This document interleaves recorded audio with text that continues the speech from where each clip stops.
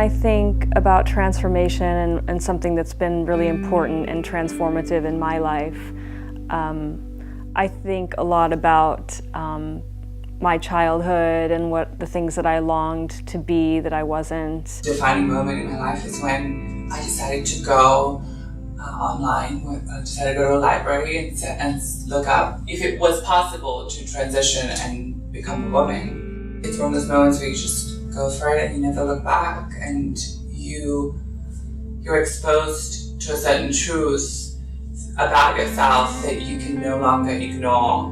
For me, transformation is about allowance and ultimately about truth.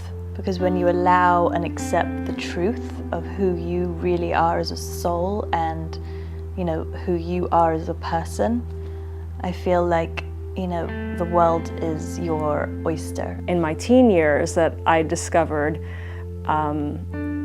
red lipstick for the first time, and that really, that changed my life, and it changed how I felt. It changed the way I felt when I would have to ask for somebody for something or demand something, or it just gave me a different kind of confidence. There is something very significant about moving out of the house for the first time and realizing that you're completely, more than ever, you're accountable for your actions, you know, and you have to do things like pay bills and you know, budget and do things like that. And I felt very free. I didn't feel scared.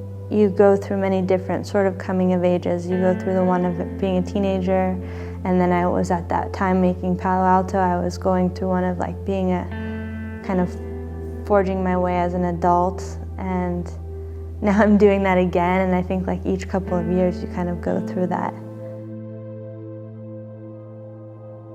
The main transition, I would say, in my life was going from sort of a young-ish girl to becoming a mother, and that was really wow. I mean, I still will never forget those first days of holding this kind of miracle in your arms. It took a transition for me, you know, really, you know, seeing what was going on around me, really seeing myself from the outside, and knowing I have to switch environments to switch my mindset. When I was doing graffiti and I was writing my own name on wall, you know, which is quite egocentric. You just write your name to say you exist, and I switched to paste people's face to say they exist.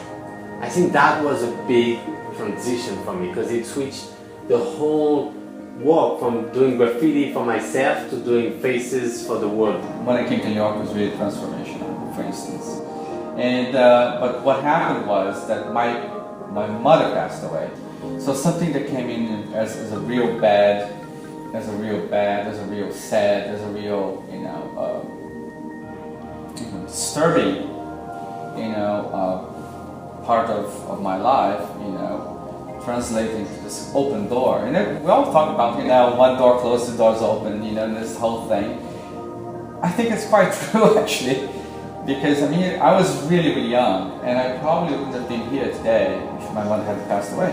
Any time that we get a little bit closer or move towards our own sense of mortality, I think there is the opportunity for transformation.